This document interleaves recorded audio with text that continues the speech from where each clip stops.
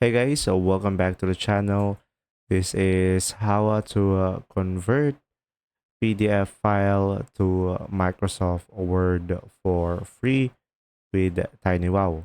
So first thing is go to tinywow.com and this will be their homepage.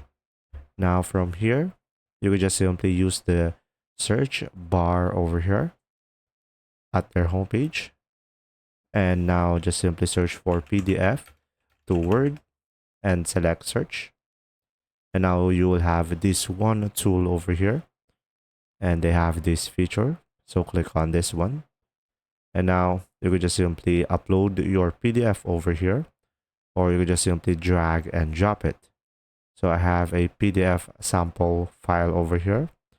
So I'm just gonna click and drag it over here.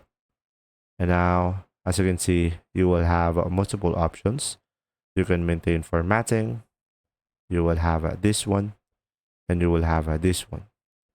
So I'm going to go for maintain formatting and confirm and just simply wait for it to be processed. And now, as you can see, it is done.